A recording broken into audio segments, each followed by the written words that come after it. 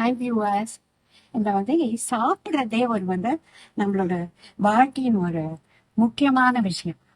எப்பவுமே நம்மளுக்கு ஒரு டிஃப்ரெண்டான ஃபுட் சாப்பிட்றதுனாலே பிடிக்கும். அதை எப்படி செய்யறாங்கிறத பார்க்கறதும் பிடிக்கும்.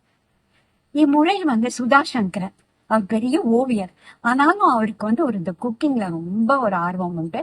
இந்த முறை ஒரு டிஃப்ரெண்டான சாண்ட்விச்சை செய்து காட்டப் போகிறார்.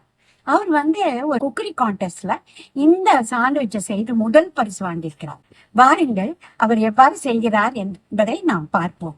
டேபிள்ல ரெடியா எல்லாம் வச்சிருக்கீங்க. ரொம்ப டெம்டிங்கா இருக்கு சாப்பிடறதுக்கு.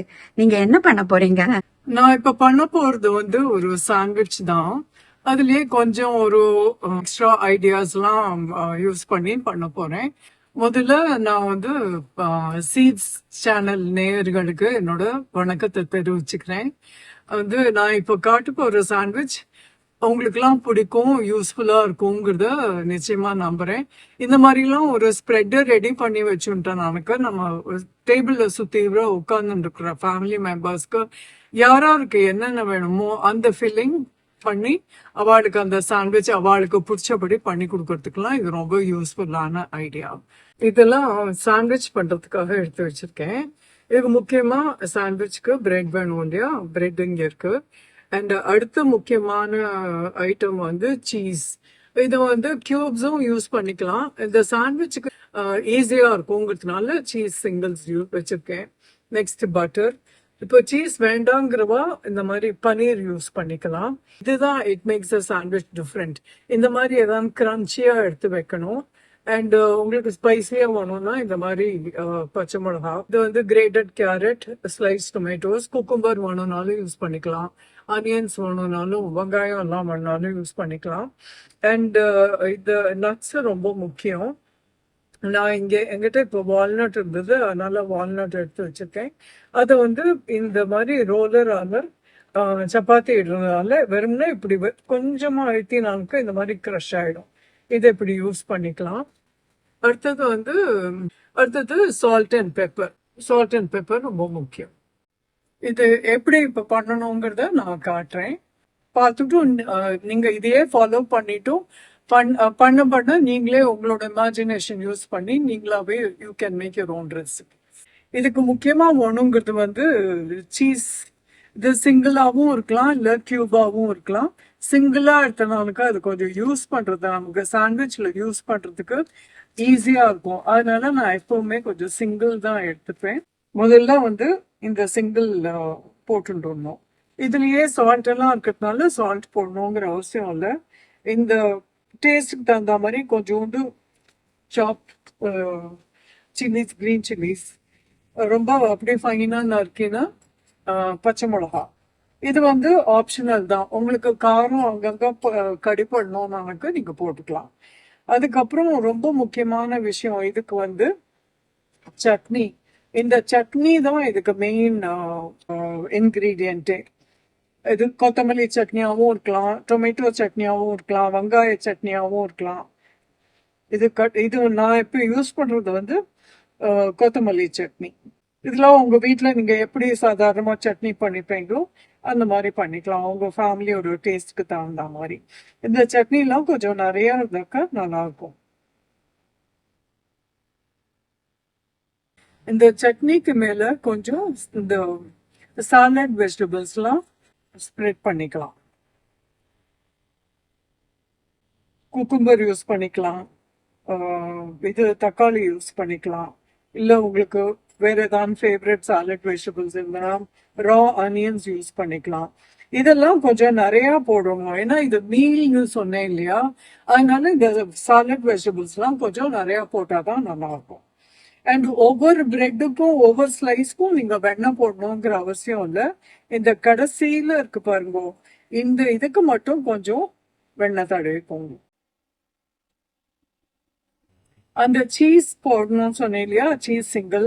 உங்களுக்கு சீஸ் பிடிக்காதுன்னா நீங்க அந்த பனீர் கூட யூஸ் பண்ணிக்கலாம். பனீர்லயே சின்ன சின்ன ஸ்லைஸா யூஸ் பண்ணிட்டு பனீர் கூட இந்த மாதிரி யூஸ் பண்ணிக்கலாம். இதை நான் இப்படி வைக்கிறேன். இதுக்கு வந்து நான் ஓரம்லாம் கட் பண்ண மாட்டேன். ஏன்னா எங்க ஆத்துல கொஞ்சம் அந்த crust எல்லாருக்குமே ரொம்ப பிடிக்கும் எங்க வீட்ல. அதனால நான் கட் பண்ண மாட்டேன். பட் ஏதாவது பார்ட்டிக்கெல்லாம் இது பண்ணணும் அப்படின்னாக்க கொஞ்சம் அழகா இருக்கணும் பார்க்கறதுக்குன்னா நீங்க இந்த ஓரம்லாம் crust எல்லாம் கட் பண்ணி விடலாம். அதுக்கப்புறம் இதுல வந்து இந்த மாதிரி ஏதாவது கிரன்ச்சியா இந்த மாதிரி சிப்ஸோ குர்குரே இல்லைன்னா உங்களுக்கு டேஸ்டியா என்னெல்லாம் பிடிக்குமோ அந்த குர்குரே எல்லாம் இப்போ ரொம்ப ஹெல்த்தி இல்லை அப்படின்னு சொல்லுவா. அதனால குர்குரே எல்லாம் யூஸ் பண்றதை நிறுத்திட்டேன். பட் இந்த மாதிரி சிப்ஸ் இதெல்லாம் யூஸ் பண்ணானுக்கு இது வந்து ஒரு கிரன்ச் கொடுக்கும்.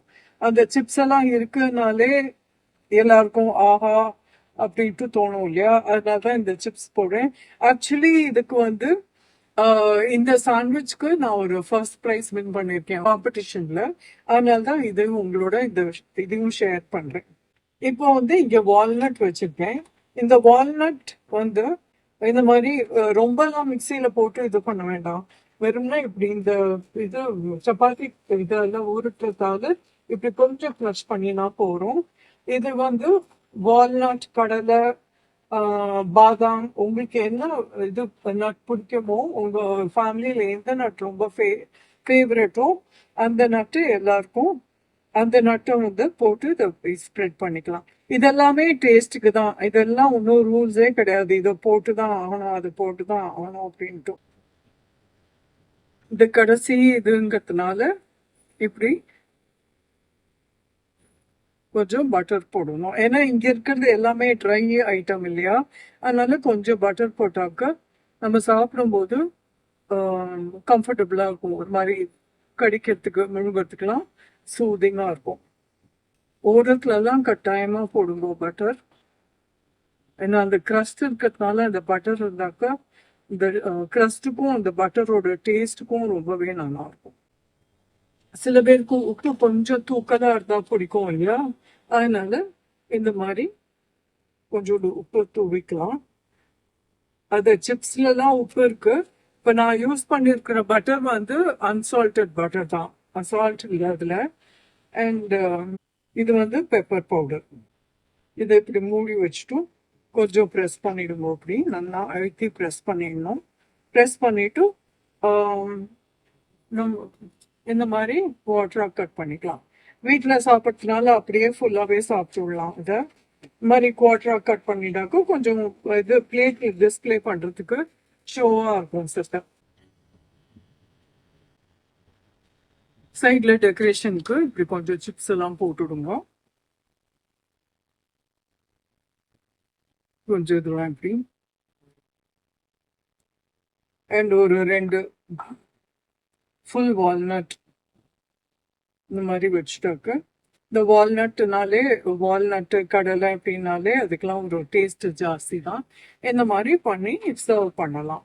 அண்ட் இதை சாப்பிட்டாலே இட்ஸ் அ கம்ப்ளீட் மீல். இது வந்து மைதா, பிரெட்டு, சீஸ் அதெல்லாம் உடம்புக்கு கெடுதல், பட்டர்லாம் கெடுதல் அப்படின்லாம் நினச்சிக்க வேண்டாம். நீங்க வந்து நிறைய இந்த சாலட் வெஜிடபிள்ஸ், அந்த தொகையல் அதெல்லாம் இந்த சட்னி அதெல்லாம் போடுறதுனால அந்த இதோட அந்த ஒரு என்ன சொல்வா நியூட்ரிஷன் இல்ல அப்படிங்கறதுலாம் இதுல நல்லிஃபை ஆகி இது மேக்கப் பண்ணிடும். அண்ட் அதுவும் இதை நம்ம தினம் சாப்பிட போறோம் இல்ல, ஒன்ஸ் இன் அ வைல் தான் சாப்பிட போறோம்.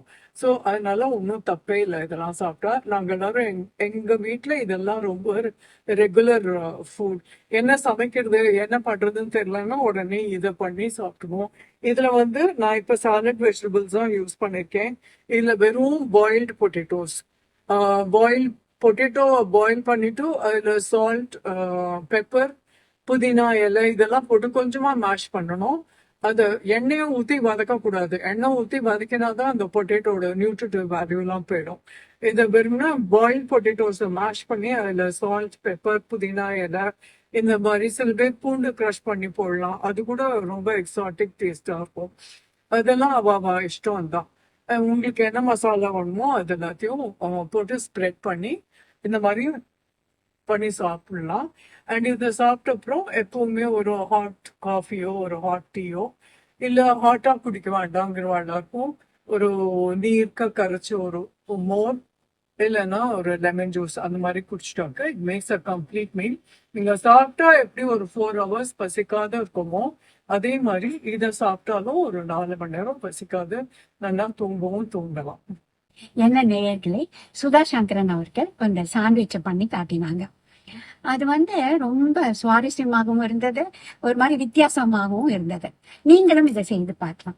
இதில் நல்ல ஃப்ரெஷ் வெஜிடபிள் சேர்த்துக்கிறதுனால பெரியவங்களுக்கும் நல்லது. அப்புறம் இந்த சிப்ஸ் மற்றும் அந்த நட்ஸ் எல்லாம் ஆட் பண்ணிக்கிறதுனால குழந்தைகளும் விரும்பி சாப்பிடுவாங்க. நீங்க நிச்சயமா இதை செய்து பார்க்க வேண்டும். அடுத்து வேறொரு விருந்தினரை சந்திக்கும் வரை உங்களிடமிருந்து விடைபெறுவது பார்வதி பாலகிருஷ்ணன்.